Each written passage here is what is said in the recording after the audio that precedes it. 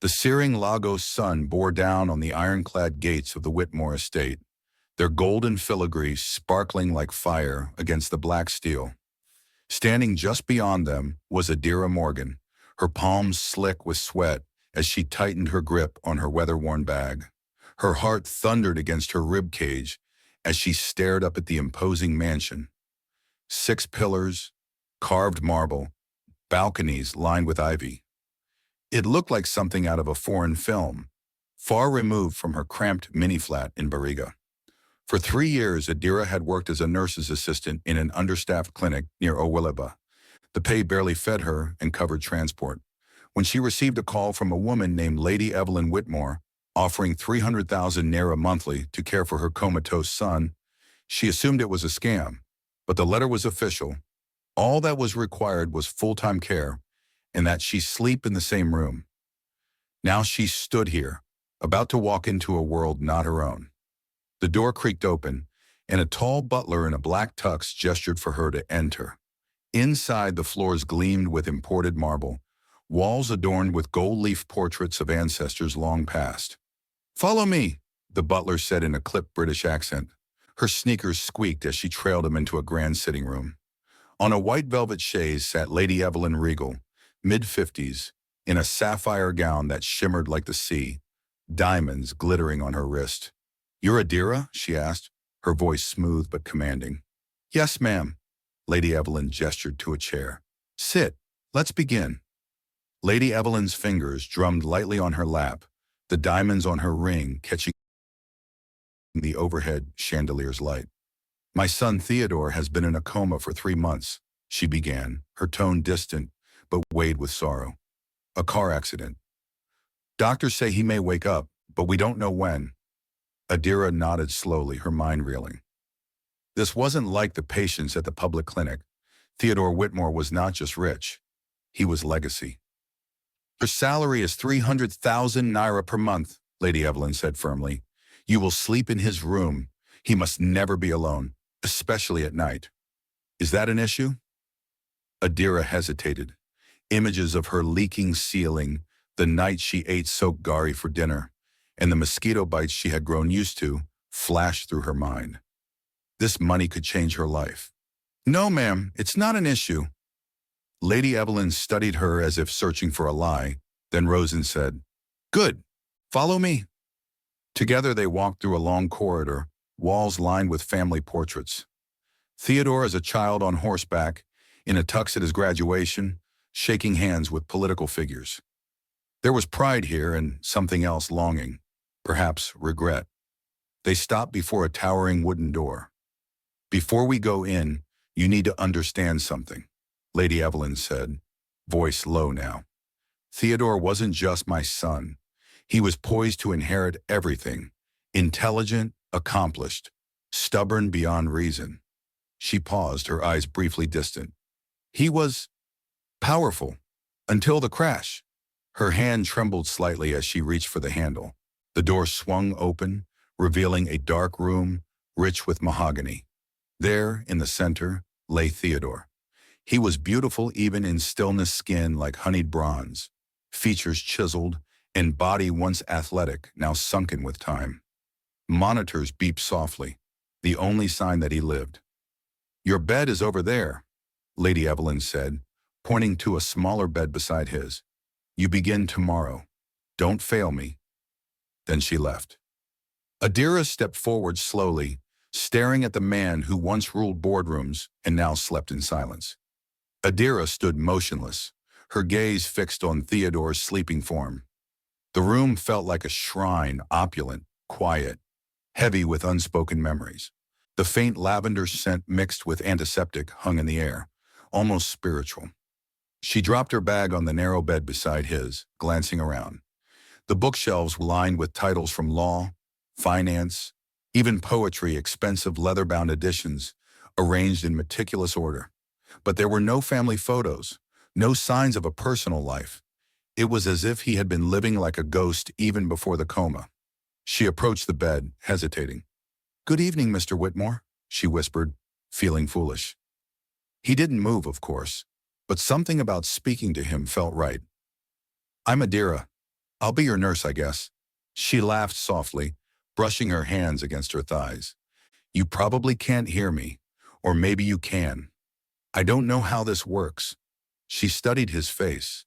He looked too perfect, too untouched by time. Only the thin IV line in his hand betrayed the reality that he was fighting for life. At 7:50 p.m., she remembered Lady Evelyn's instructions. Dinner at 8, kitchen only. She sighed and slipped quietly out of the room. The kitchen was bright and busy, the smell of jollof rice and fried plantains welcoming her like a warm hug. "You must be the new nurse," said a plump woman with sharp cheekbones and a honeyed Yoruba accent. "I'm Maud, head of the house staff." Adira nodded respectfully. A younger maid handed her a plate as the others gave her curious glances. "You're the one watching Mr. Theo," someone whispered. "He hasn't moved in months." Maud quickly silenced the chatter. "He's not dead, and his mother won't like gossip." Adira ate quietly, unease settling in her chest. There was something else going on in this house, something no one was saying aloud. The next morning, the room was bathed in soft Lagos sunlight filtering through the velvet curtains. Adira woke to the rhythmic beep of the vitals monitor and the distant chirping of birds beyond the estate's garden walls. For a moment, she forgot where she was, but then she turned her head and saw Theodore still, unblinking, suspended in sleep. She swung her legs out of bed, stretched, and stood up with resolve. Today she would begin his care. She approached the bed slowly. "Good morning, Mr. Whitmore," she said with a small smile. "I'm going to try not to mess this up." She sat on the low stool beside him and gently reached for his hand. It was warm, large, with neatly trimmed nails. Her breath caught. He didn't feel like a patient. He felt real, present. She squeezed his fingers lightly. "I'll talk to you anyway. Maybe it helps. Maybe it doesn't. But I'll try." She walked to the ensuite bathroom, filled a basin with warm water, and returned with a towel. Her hands trembled slightly as she peeled off his soft designer t-shirt. His chest was defined, though thinner now, and his skin was golden brown, like someone who spent time on private beaches. She pressed the towel to his chest, wiping gently in circular motions. As she reached his collarbone, a sudden muscle twitch made her freeze. Her heart jumped into her throat. "Was that you?" she whispered, staring at his face. But there was no change, no flutter of eyelids, nothing. She exhaled shakily and resumed her task. Still, her mind couldn't let go of that flicker of movement. Reflex, or something more? She massaged his arms gently, talking all the while. "I don't know what kind of man you were, Theo, but you've got everyone scared. You've got me wondering who's really asleep here, you or this house." Adira poured a few drops of eucalyptus oil into her palms and rubbed them together, warming the blend between her fingers. She moved to Theodore's legs, long, muscular, but slack from disuse. As she began to knead his calves, she kept her voice low, soothing. "You know," she said, "you're probably used to people calling you sir or boss. But to me, you're just Theo, and I think you'd hate being treated like a porcelain statue." She smiled to herself. Talking to him had started to feel natural, like whispering secrets to a sleeping friend. She massaged his thighs carefully, her fingers working out the tight knots that had formed over months. When she reached his feet, she joked, "If you were awake, I'd charge you extra for this. Rich boy feet don't come cheap." She laughed softly, then picked up a bottle of cologne from the nightstand. The label was French Rare, expensive. "Let's finish this off the Theo Whitmore way." She spritzed the cologne lightly into the air and waved it over him. The scent filled the room, bold, smoky, commanding. "There," she said, "now you smell like someone who could buy Lagos." As she leaned in to place the towel in the hamper, she caught a glimpse of something, his fingers, twitching. Not once, but twice. She gasped and rushed back to his side. "Theo," she whispered urgently, leaning close to his face. "Was that you? Did you just move?" His expression remained unchanged. She touched his cheek gently, her heart pounding. "I don't know if you can hear me, but if you can, I'm here. I'm not going anywhere." She sat beside him for a long while afterward, watching the soft rise and fall of his chest. Something was changing. She could feel it in her bones. It was as though he was halfway between two worlds, and she was his bridge back. That evening, the rain tapped gently against the stained glass windows of the estate, adding a soft percussion to the silence. Adira sat by Theodore's bedside, humming a lullaby her mother used to sing on stormy nights. Her voice was low, more breath than melody, but it filled the room with warmth. She reached for his hand again, something she now did instinctively. It had become part of their strange ritual cleaning, massaging, reading to him, then sitting in quiet companionship. "I don't think I ever told you about my mum," she said, almost as if continuing a conversation they had started days ago. "She used to clean in hotels on the island, wore shoes that didn't fit just to save money. When I was 15, I'd meet her halfway on her walk home because she was always too tired to talk. One night she didn't come back. Typhoid. We couldn't afford the hospital." Her voice cracked and she swallowed hard. "I held her hand just like I'm holding yours now. But she slipped away anyway. A single tear traced down her cheek, but she didn't wipe it. I needed to tell someone, and somehow I think you're listening." A drop landed on Theodore's hand, but then she noticed something. His cheek was wet too. Her breath hitched. She leaned in closer. Another tear rolled from the corner of his closed eye, sliding silently down his temple. Her pulse raced. "Theo?" she whispered, trembling. She touched his face gently. The tear was real. Not a hallucination. Not a dream. Her chest tightened as realization dawned. "You heard me," she breathed, eyes wide. "You can hear me." Overcome, she clutched his hand to her chest and sobbed, relieved, terrified, and filled with a wild, rising hope. Something inside her knew. Theodore Whitmore was waking up. Adira didn't wait. With shaking hands and wet cheeks, she bolted from the room, her slippers slapping against the polished marble floors. Madam Evelyn," she called out, her voice echoing through the quiet halls like a fire alarm. From the study, Lady Evelyn emerged, her silk robe clutched around her as though bracing herself. "What is it?" she demanded, alarmed. "Is it Theo? Has something happened?" Adira gasped, barely able to speak. He cried. A tear. I saw it with my own eyes. He heard me, Ma." The teacup in Evelyn's hands shattered on the floor. For a moment, she stood completely still. Then, without a word, she swept past Adira and stormed toward her son's room. Adira followed, barely keeping up. Inside, Theodore lay still, but his face showed the faintest trace of moisture. Lady Evelyn rushed to him, cupping his face. "Theo," she whispered, her voice cracking. "It's Mama. I'm here. I've always been here." Nothing happened at first, but then his fingers twitched. Once, then again. Evelyn gasped, grabbing his hand with both of hers. "You're coming back to me," she whispered, her lips trembling. Adira stepped closer. "I've been talking to him every day," she said softly, "reading, sharing stories. Maybe he's been listening all along." Evelyn turned, her usual coldness gone.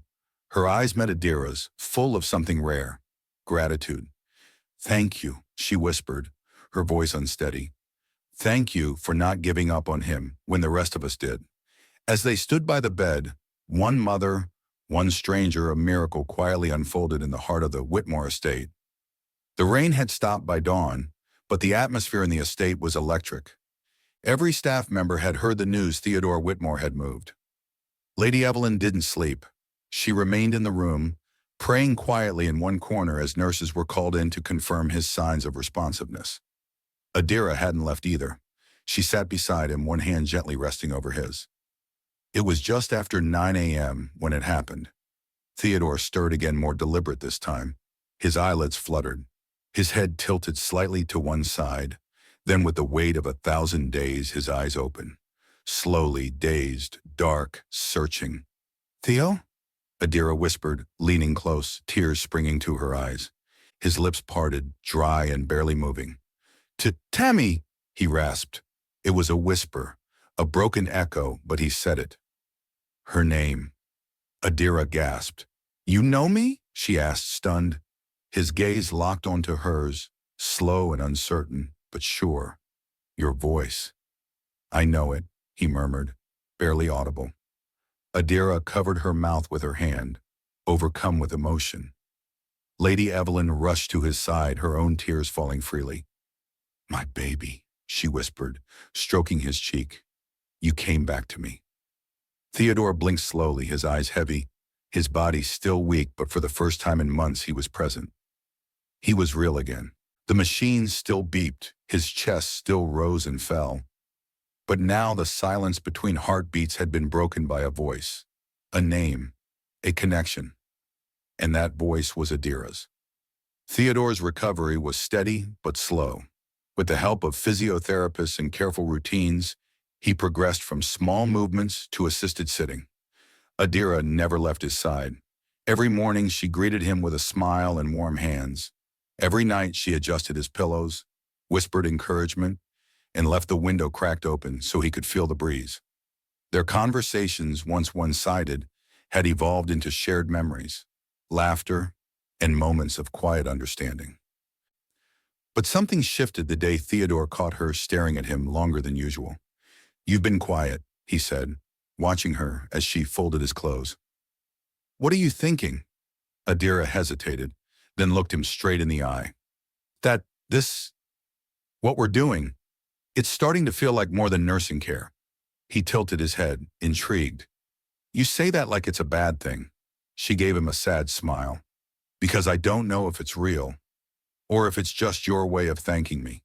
He reached for her hand, not with the shaky grasp of a recovering patient, but the firm grip of a man who meant every word. Adira, when I was lost in that darkness, your voice was the only thing I could hold on to. Every story, every silly joke, every tear you shed. I heard them all, and I didn't fight to come back because I was afraid to die. I came back because I didn't want to leave you. Adira swallowed hard, emotion tightening her chest. But we're from different worlds, she whispered. You're Whitmore.